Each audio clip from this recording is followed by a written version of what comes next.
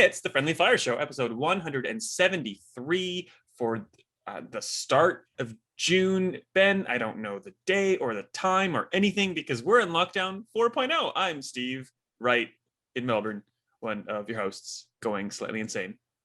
Well, I am in Adelaide, Ben here, and yeah, we have no lockdown. Yeah, like a week and a half ago or something. So nearly. So that you on a plane, you could go through like immersion into a state border thing, and now you're back in lockdown. Yes, like at least I got to see you. Like went to Adelaide. Definitely was not involved in any COVID spreading back into Victoria. That was a different someone in South Australia. Come from here, so yeah. Came back, got hit in the hockey face with a stick. Got hit in the face with a hockey stick. Lost half a tooth. Had that fixed up. You can see this side of my face's stitches. There's some on the inside of my lip as well, and then like this tooth is half fake. But anyway, that's not the point.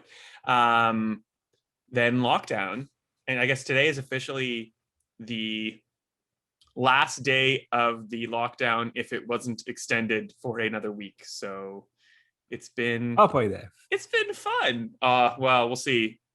I think I'm at the point now where I just expect it to go another like 4 or 5 weeks, and like if it ends earlier than that, then I'm happy, and if it doesn't end earlier than that, it is what it is. But I got to see you in Adelaide. That was really fun. Happy 30th birthday, which I think went smashingly well. How do you feel about it all? Well, it's fine. I'm only 30, so I'm not eligible for a vaccine for 20 more years, as far as I can tell. But yeah, it's all good. I was pretty convinced when I planned that we were going to be in lockdown that weekend. In the end, Victoria was in lockdown the next weekend, so it wasn't. But yeah, it's because for something like that, you have to like book the venue and pay the fee 3 or 4 months ahead. It's like there's no chance it's going to happen, but it did, and it was all good. So yeah, that's not video game related. We didn't play any videos while you're here, really. Feud, which is a very tense game. But you were telling me about something that you didn't really like in Biomutant. Do you still not like it? At the time, you hadn't played very much. Well, yeah, no. My opinion had not changed.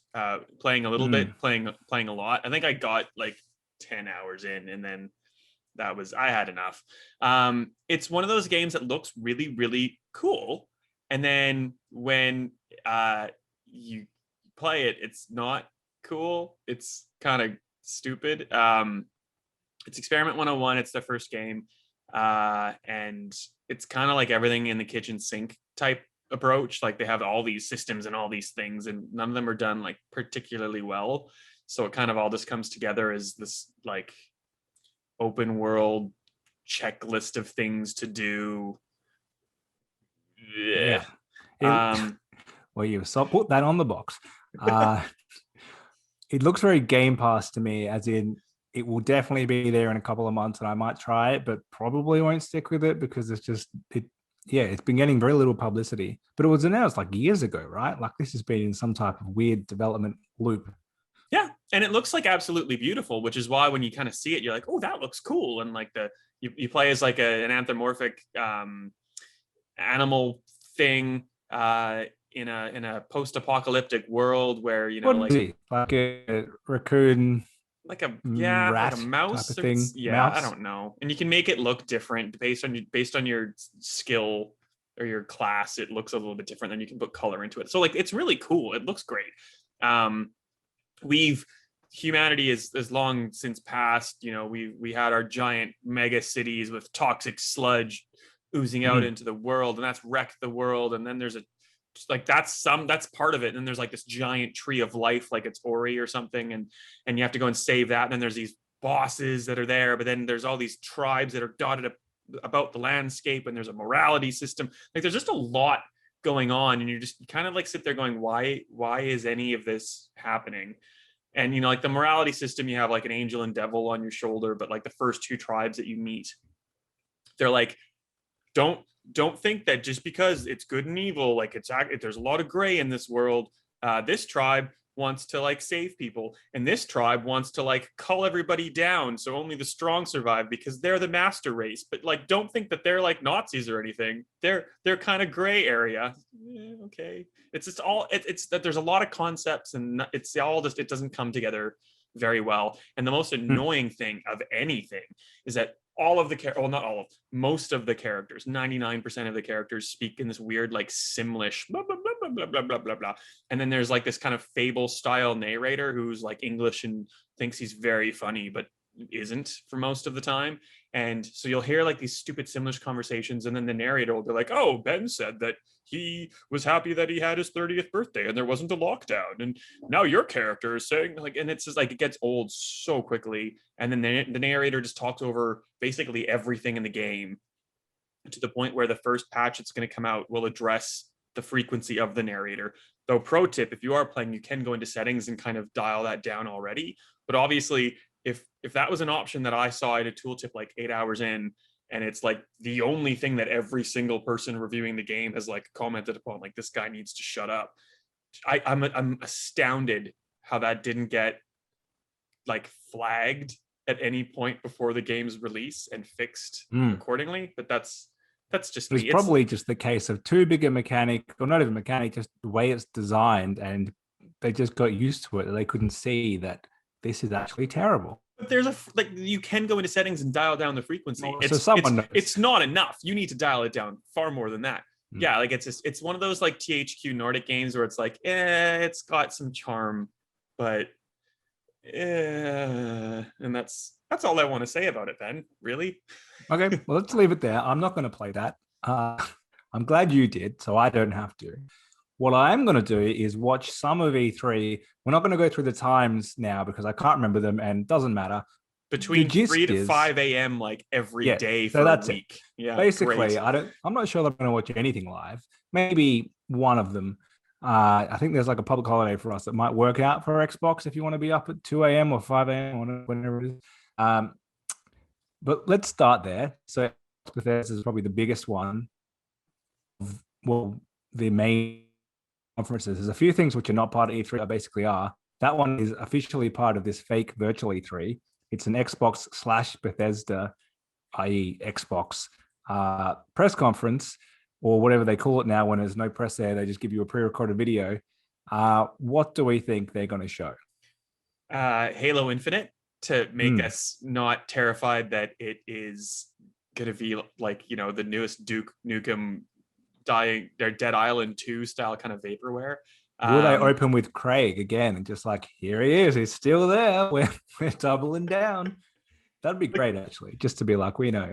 He has pores now. He has detail in his face and looks great. Probably, maybe. Yeah. I think that's kind of the elephant in the room. It was the big launch title for Xbox Series S and X that didn't eventuate, and then was probably expected around now, if not sooner. And then, eventually we knew that it was going to be out next Christmas. It has to be addressed because that will be the question on everybody's mind, I think, and it will be one of the first things. I think we'll also see things like Forza Motorsport, numbered or not. I think it's not going to be numbered. It's kind of like the reboot open worldy thing, game as a service. What else is there? There's that Disavowed or Avowed. God, what's it called? Avowed. Thank you. From Obsidian, which I don't know if we're going to see a lot of, but we'll see more than a title screen. Same would go for things like Fable. Like, we know a lot about what's kind of coming from Microsoft, but it's that Microsoft problem of they didn't have a lot of first party things, and they've addressed that, but everything's so early on in development. It's like, do we show it now and pad it out for 3 years, or do we just kind of like, it's happening and shut up about it until it happens? What do you think? I guess and I know it's all Xbox, but what do you think from the Xbox side? We'll get to Bethesda in a minute. Yeah, I think they have to open with Halo Infinite, and I think they will. I think that's their big thing. They'll probably rebrand it. They'll probably forget that this was meant to be a launch title. It was nowhere near ready, but now it's a 20-year anniversary title because it is the 20th anniversary of Halo towards this Christmas. So I suspect the release will tie in with that, or some level of celebration. And that is going to be the big deal of like, this is it. Because Xbox hasn't had a AAA first-party game, first of all, in a while, and not at all on Series X, that's first party. So I mean, it was meant to be that one. Like if Phil had known that that wasn't going to be ready for launch, I expect they probably would have delayed Gears 5 and used that instead as their big launch title. They didn't. They left a massive gap. I think, yeah, they kind of have to go all in on that. I think we'll see Flight Simulator running on Series X, and it will just quietly not be coming to Xbox One anymore. And that will get a release date for like August or something. That'll slot in somewhere. With the game already is out, it's running. It's had 9 months or something now to be optimized for Xbox. Surely that's pretty close. Did Perfect Dark actually get announced, or was that just like leaked as is happening? No, it got announced. It's the Coalition's game for certain, and we got like a little like a CG trailer that was kind of setting up the world, and it was flying around into the like a building, and I can't quite remember what was going on with it, but yeah, like there were certainly things. So yeah, we'll see more hit of on that. something very important there, which is CG trailer. Like X last year, probably 2, maybe even years, has been very heavy on. Here's a short CGI trailer. They need to show, like the old school Xbox presses we went to, they would have someone on stage playing like almost every game. And because they were used to focus on, here's what's coming out in the next 12, 18 months, and they've kind of gone the Sony way. Sony used to like never have anyone playing because they were like, here's Final Fantasy VII remake. It's coming out in 10 years. Like they're kind of, Sony's a lot more, here's what's coming out soon, although not always. And Xbox has been forced, as you said, to kind of show some stuff far away because they've got this big gap. I think we'll see some of that addressed. They'll have some, as much I don't want to do third-party deals. I think there will be some, whether it's a time exclusive, whether it's best on Xbox for some reason. They need to fill those gaps. There'll be stuff we don't know about. Forza Motorsport, possibly. I think maybe Horizon 5. They could go either way. I know we don't know that's in development, but we do, because why would they not be making one? Oh, absolutely. And 3 and 4 were made in 2-year cycles, and now we've had 2 years since. So yeah, it's quite possible that even trying to make it more next gen or current gen, as we should say, it's still pretty close to being ready for this year or maybe next year. So yeah, I think that's probably what's going to be there. I would be disappointed if there's not some stuff that we don't know about. Some new stuff. I know they're kind of like, where are you going to pluck this from? But they have so many videos that for some of them to be launching new IPs just makes sense at this point. But they don't want to show them too early because they already have with stuff like Avowed. They don't want to show, here's a CGI trailer, they show nothing. Is something like Fable close to being ready now, or is that still in that we don't have gameplay? They need to show some of these games running, basically. And I'd be okay if they had things like a Grounded, which like I wouldn't be surprised if Obsidian is basically just stopped. Things like Ninja Theory's, God, what was that called? Stupid shooter game.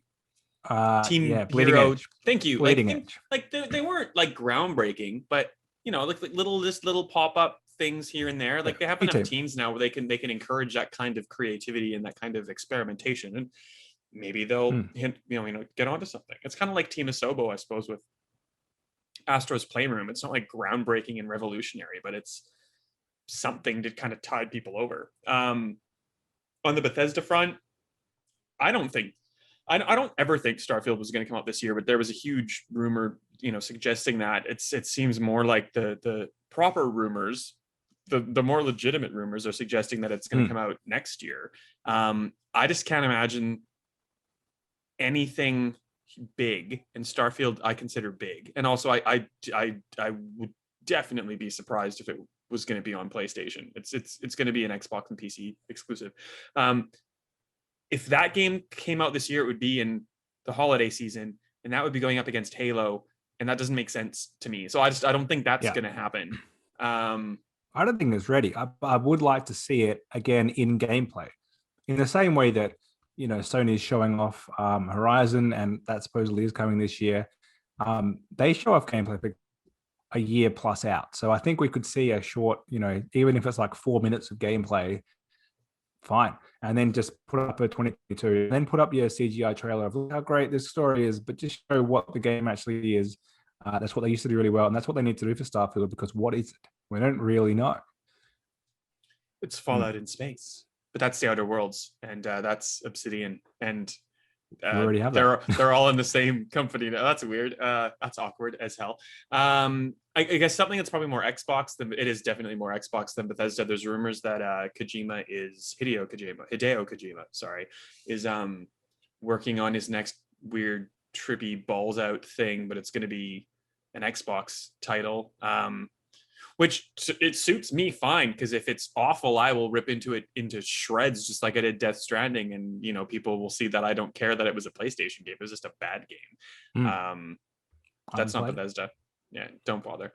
Other Bethesda stuff, I think there'll be a proper Fallout game. I think kind of 76 is starting to run its course, though. Like, I'm sure they'll keep trying to milk it like they do Elder Scrolls Online, which I have like equally the same kind of opinion about. Like, I'm just, the older I get, the less I want to have a game as like a part-time job. Some of these things like are just feeling like that. Yeah, too much work. What else? Like, I'd love a Evil Within 3, but I think we're probably going to get no, we won't get Ghostwire Tokyo, because that's a PlayStation game, so we won't hear anything about that at the Bethesda Xbox conference. Or will we? I think we will. That's weird. I didn't think of that. And we'd get Deathloop as well. We'd have to, because it's a Bethesda game. I don't think they'll give it too much of a spotlight, but I think they'll show them that's the Xbox way now, is where we don't mind what platform you play on. You're giving us money either way, so I think they will show those off. Do you think they'd be brazen enough to say coming to PlayStation 4 and PC, and in 1 year to the day? I guess they would, because if they have like a timed exclusive, I don't think there'd be anything stopping them from saying, and in 1 year and 2 days and 7 hours, when that drops, you can get it on Xbox. It'll be on Game Pass. So, maybe just hold on. I think they will. Yeah. There you go. I think we might see Evil Within 3. I think that is possible. It's the type of thing that they'd go for, in that they were trying to beef up their Japanese development, and it's like the only one they have. I'm not sure what else they would have been working on. And it probably isn't the type of game that takes that long to develop. Being another sequel to an idea that's pretty established, that could probably smash it out in 18 months, 2 years, and keep it relatively short, which is what you want for a game like that, and it would probably do well on Game Pass. So I think that's an option. They'll definitely have stuff to announce which is coming this year that we don't know about, because I don't think they're going to say, all right, Bethesda's big games are on PlayStation only, and we've just bought them and they've got nothing out this year on Xbox. So don't see that happening. Arcane has 2 or 3 studios. God, 2. At least 2, I think. Maybe 3. There's Leon and Austin, and I feel like there's another one, but I can't think of what it would be. So there's at least 2. So we know one's working on Ghostwire Tokyo, obviously. So like, I guess a Prey 2, potentially, or something. Or there's rumors about a vampire game or something I've heard. But that's all I've heard. I have no idea. I'd rather a Prey game than a... There's some stuff in their past which could be coming back. Wolfenstein's done really well, so they could keep that going in some capacity. When did that come out? 2-3 years ago? So yeah, but Wolfenstein's, that's Machine Games, and they're doing that Indiana Jones game, so we'll definitely hear about that. But like, how many teams do these developers have? Like, you can have multiple teams within the studio. It's hard to know now. How many projects someone can be working on. We're not going to get Doom. We just had Doom Eternal. There might be DLC or something, but I think they've already pretty much covered that. And Game Studios is doing Starfield and then Elder Scrolls. So I don't think we're going to see a single thing at Elder Scrolls, which is good, because that's literally years. Just that's a game and a logo. Like, we don't need anything about Elder Scrolls, at least until we know anything else about Starfield. Quite possible we're getting Skyrim Double Enhanced Edition for Series X and PS5. I'm surprised they haven't done it already, to be honest, as it is on those consoles, but they can sell it again. So 10 years since Skyrim came, so unbelievable how much they've milked that game. They've gone full Resident Evil with it, and they've done it.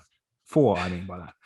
I think that's about it. Like, I would say the last 2 or 3 years, we've said this is going to be Xbox's big year, and they've had good shows every time, but they've never really delivered to that. They nailed it. They clearly dominated kind of mood. It was always been like, pretty good, but next year will be better. I don't think this is the year that's going to be better. I think we're going to say that again after this one. I think the pandemic's probably delayed them a bit. Maybe next year will be that actually amazing year, but they need to be solid. They need to have stuff coming out this year. They need to have gameplay, and they need to have that these like 23 developers they have are doing stuff. So yeah, I think like they've killed it with hardware. I much prefer my Xbox over my PS5. It looks better, it runs better, everything about it I prefer. Game Pass is great, but just they've done nothing on the software front, and so they just need to do something. Totally agree. And I guess Sony is probably going to do something, but we don't know anything about what that is. So that's why we're not going to talk about Sony, because we just don't know. Yeah, not really. They're not at E3 officially. I think they'll do something in June or July, their own, whatever they want to brand it as. I think there might be like a contractual reason. Like they made it pretty clear in 2019 they're not at E3 anymore. So I think they couldn't come back now and be like, oh, we're at the fake E3, which isn't really E3. It doesn't matter if you're part of E3 or not. Everyone's just doing their own, live stream show. So, and some of them are branded E3, some of them will not be. I think Sony's making it pretty clear they're staying out of the headlines right now so that they can kind of be like, we're not paying you any money because we're not in E3, but we're going to do our own thing.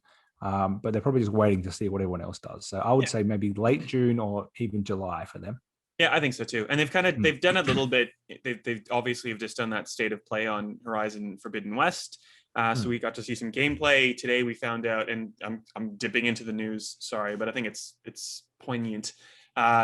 Not only do we know now that God of War has been delayed into 2022, but we know that it's going to be a PS4 game alongside Gran Turismo 7. You've got to brand that. That's one of our only segments. This Week in Delays. Oh, yeah. But the pandemic is why, because that's why we have This Week in Delays, and like this week, as you've made a new one, This Week in Actual Release Dates. Like the pandemic it's people that can, like, so Experiment 101, I didn't like Biomutant, but the fact that you like got it out on schedule, like you did a thing, I applaud you, because I can't imagine how difficult game development would be with all of these people trying to work in clusters and then with bigger teams to develop this like digital product that we all get.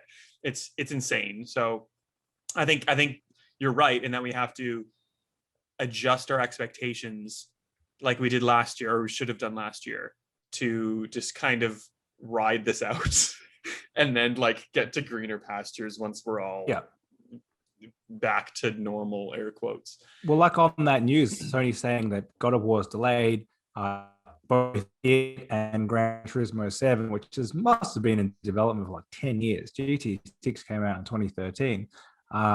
Are both going to be cross-gen, which is only we expected that, but it's only a news item because Sony said, look, a year, 18 months ago, that we believe in generations, we're not doing any cross-gen, and now they wound that right back. And that's because of the situation we're in. They can't get enough PS5s out there, so loads of people don't have them yet. They probably expected more people to have them than do now, and probably will in the foreseeable future. And not even like this chip shortage is going to last until 2023. It's been kind of projected. So like this is an ongoing issue. Slower. More people are probably playing games than ever because they're stuck at home, and a bunch of people probably got back into games who had lapsed a bit. And I'm sure a lot of people listening have done. You as much as you like playing games and you listening to a gaming podcast, you're probably really into it right now. But there's probably have times where you've gone through months not playing and just kind of let it go, and then you've come back into it for whatever reason, and you've got really into it again. It's not necessarily something you have to constantly do for years. I would say a lot of people probably got back into it. They couldn't get a PS5 or an Xbox Series X, so they've gone with a PS4 or an Xbox One. Fair enough. That cross-gen is here to stay longer than anyone planned. And probably as a result, this gen will last longer. Like, these consoles, they'll get upgraded again. There'll be a refresh. But you can probably use your current PS5, Xbox Series console for 10 years, maybe even longer, no problems, because of it's just all being pushed back. Yep. Oh, and it'll be this weird, lovely period where they realize that they can get more out of the consoles. So we'll get 60 frames locked at 4K easily, and then maybe 120 frames on some things, and not like this weird trade-off performance mode or visual mode. And then we'll get a refresh that kind of puts us back to parity with PC. It's like everything in life right now, like everything is just kind of on its head because we're all having to adapt. And anyway, we'll see how we go. Let's move on, because we've gone through one of these things basically. Nintendo is the next one that we were going to talk about. Go ahead. So they announced their time today. Who cares when it is? It's the middle of the night. I would suggest just queuing it up on your laptop, phone, TV, whatever. 2 a.m. Whichever day it is. I forget the day.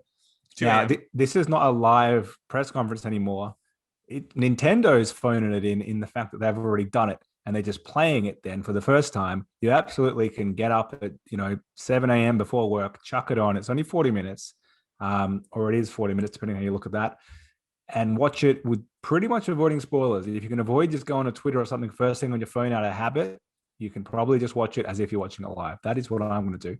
Ben Salter, you could also just go to Stevivor.com and get all the headlines. Oh yeah, I forgot about that. You could by the time you wake up. If you want the joy of watching it. Jeez.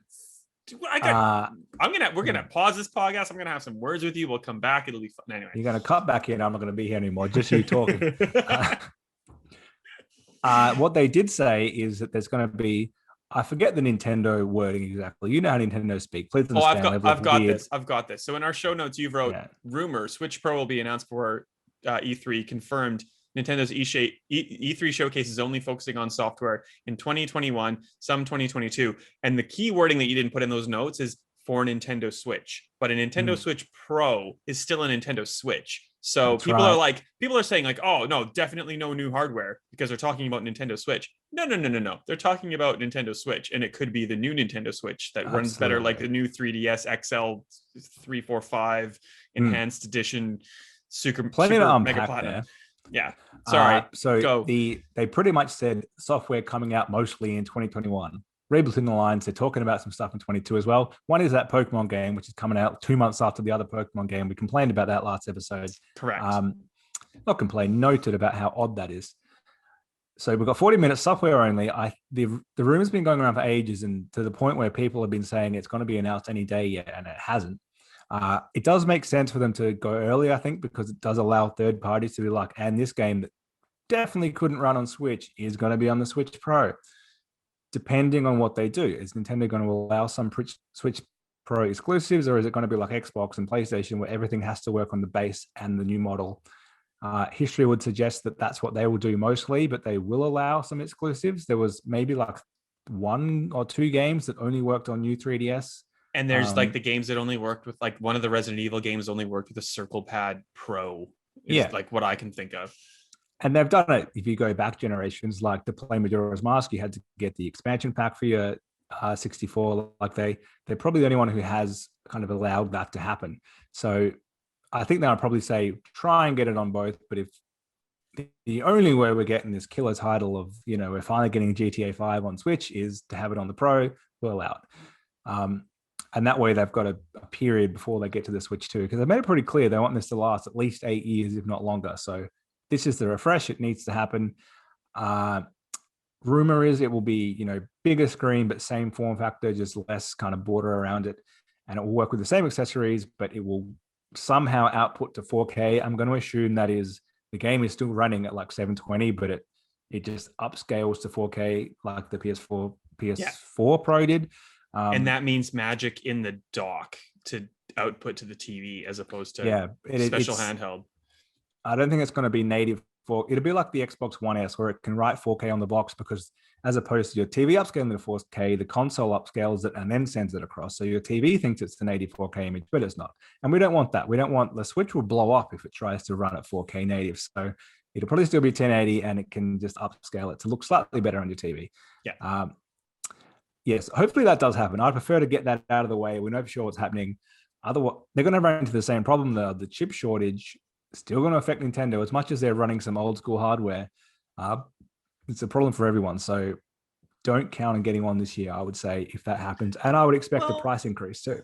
And to be honest, like I'd rather just wait for a Switch 2, especially like you said, and I think rightfully so. Like if that means it would play GTA 5, well, like I have GTA 5 on numerous other platforms, and if it's like multi-platform games, I've invested in a PS5 and an Xbox Series X. So like, unless we're talking about Breath of the Wild 2 requiring this, maybe that's another story. But like, also, I'll wait until everything drops, or like I've got enough stuff on.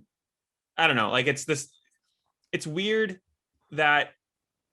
What am I trying to say? I don't even know. I think that there's not enough Nintendo games, like exclusive Nintendo games, that I would like desperately want to play, that I wouldn't drop like $500 or $600 for a new console. That's like half a step. I'm going to wait till the next full step. Almost like I wish I didn't even get a Wii U, because that all felt like half a step in the end. That's my thinking. I, guess. on the other hand, wouldn't get it because I pretty much play every Nintendo exclusive more than anything else. So, not all of them, some of them are trash, but the main ones. I do agree. My Switch goes for months without being used, as does my PlayStation, all because you need to have somewhere where you're primarily playing. So, like the 3DS went through a bunch of revisions. There was a new 3DS more or less every year. Like the fact that Switch has only had one revision in the Lite, which wasn't even a revision, it was kind of like here's a second option. It's slightly worse, but kind of better if you don't like the docking thing. Um, I kind of expected they would have released a Pro by now. Probably got delayed because of the whole situation. Oh yeah. And they probably intended it for last year, but it's worked out better. Get a year away from the Xbox Series X and the PS5. They kind of get their own time in the limelight now. So I think that'll work better. Breath of the Wild 2, it'll be called something else. That's going to be the launch title, for lack of better term. And that's what they're going to, that's going to be their Halo Infinite here. And I think they're not going to it'll probably look way worse than anything that Halo did. But it's that style of game doesn't really matter. People will go crazy for it.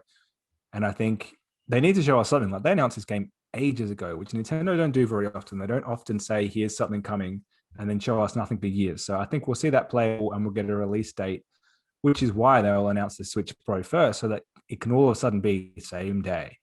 Here's a hypothetical for you. Strategy. What if that console was supposed to come out last year and Nintendo was smart enough to realize what was going on, didn't announce it? So. There's been tons of leaks. Didn't announce it. Has been like, because like they've decided on the form factor, the hardware have been just stockpiling consoles. So it's not smart. It's not an Xbox Series X or PS5 issue where it's like it's announced we've got 10, you have at it, people die fighting over it. They've just been like sitting quiet on it for like 6-7 months, and when it's time to announce this thing, it comes out pretty quickly afterward, and they have at least more launch day stock than their opponents, and demand, and they're available, people snap it up. Could happen. I hope that's it. I don't think Nintendo is smart enough to do that based on their history. They certainly have enough cash reserve to sit on a bunch of hardware for months. Nintendo's loaded. So out of all the manufacturers, they could probably do that the easiest, and they could sell it to their investors the easiest, being like, don't worry about this massive hole in the budget. It'll come good. But then I feel like there'd be more leaks if that was the case. But like that would be the ideal situation in my mind. I do think you're right that if they release it pretty soon after E3, like, August, September, like get a little ahead of that holiday period, as opposed to saying this is launching on the 10th of December. They get the hardcore people who are staying up to get a pre-order and do, pre-order at 10 retailers to make sure they definitely get one. They get out of the way. You get them their console who are definitely going to buy it no matter what it is. Then you've got that market for Christmas, and they can say, by that point, it seems like the plan is they're going to have Pro and Lite going forward, and the original Switch will get Lite. The Pro probably costs more than what the standard one does, and the Lite's pretty cheap. So they're your two options, but they're going to have this whole backlog of that middle ground still. So this Christmas, they can be like, here's the cheapie, here's the brand new one if you want to upgrade, and you know what? We're going to offload all this stock of the other one. So they could dominate this Christmas by having not only stock but options at different price points, while Xbox and PlayStation are still kind of like, we might get some, check Amazon, it'll be there for a minute and then it's gone. So yeah, if what you said is true, they are geniuses. I don't see it. Maybe. I agree. So we're like at basically our normal episode length right now, and we still have a lot to talk about. I suggest we're going to go to a mid-roll, mostly because I need to pee and I could definitely use another beer. What say you? Done. Well, we could part 1, part 2 this. We can release this one. Oh my God. We could do that too. Well, I'm going to pause it anyway. Either the episode's done and you'll get like a Badook noise and we'll see you next week, or we'll come back. But we'll keep recording. Will we keep recording? We'll keep recording. We'll keep recording. It can't be next week too much because we'll get too close to E3. So these episodes will be pretty close together. Oh, we might just have to bang this out, Ben. We might have to bang this out.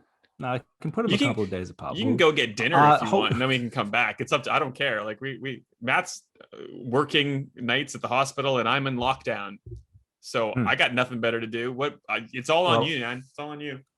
I tell you what, release schedules all over the place. Like we release episodes whenever we feel like it. So that's the end of part 1 of our E3 prediction. Much is coming up probably pretty soon after this one.